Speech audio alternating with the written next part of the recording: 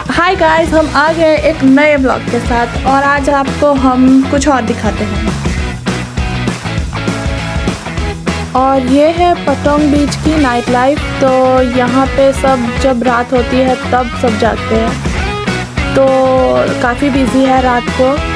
और हम आए थे यहाँ पे कुछ खाने का ढूंढने और दूसरी जगह पे घूमने की एक्टिविटीज़, और ये सब आप बुकिंग यहाँ से कर सकते हैं। यहाँ पे बहुत सारे ट्रैवल एजेंट्स होंगे। और नेक्स्ट डे हम आए, ये क्या है, क्रोकोडाइल पार्क, क्रोकोडाइल शो तो हमने देखा नहीं, पर हाँ उसके सामने ही डॉल्फिन बे है, जो आप वहाँ पे डॉल्फिन शो देख सकते हैं और डॉल्फिन के साथ आप खेल सकते हैं, सी लायंस के साथ आप खेल सकते हो। तो हम यहाँ पे आए थे और यहाँ की टिकट सब एडवांस में बुक करो तो ज़्यादा अच्छा है, क्योंकि हमको डॉल्फिन्स के साथ स्विमिंग भी करना था, पर ये हम कर नहीं पाए क्योंकि सारी टिकट सोल्ड आउट हो गई थी। और वहाँ पे लिमिटेड स्लॉट्स ही होते हैं, ज़्यादा लोग स्विमिंग कर नहीं सकते डॉल्फिन्स के साथ। वो गिने चुने लाइक टिकट्स ही होते हैं, उनको आप तुरंत परचेस कर लीजिएगा अगर आप चाहो तो। पर ये शो बहुत अच्छा था, डॉल्फिन शो, आप देख लीजिए।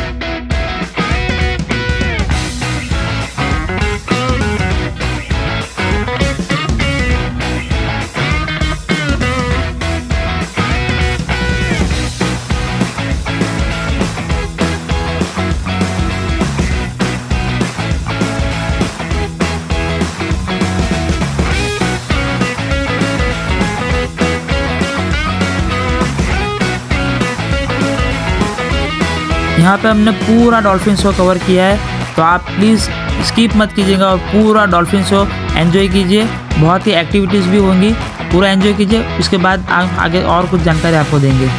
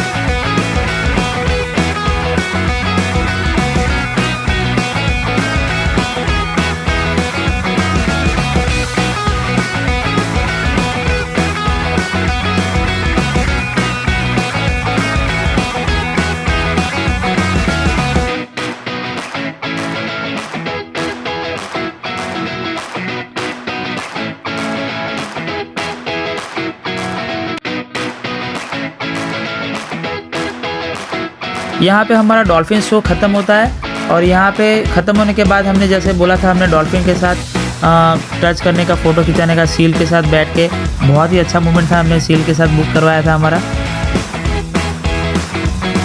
उसके बाद हम आए यहाँ पे फुकेट की बहुत ही फेमस जगह है, यहाँ पे फुकेट मार्केट।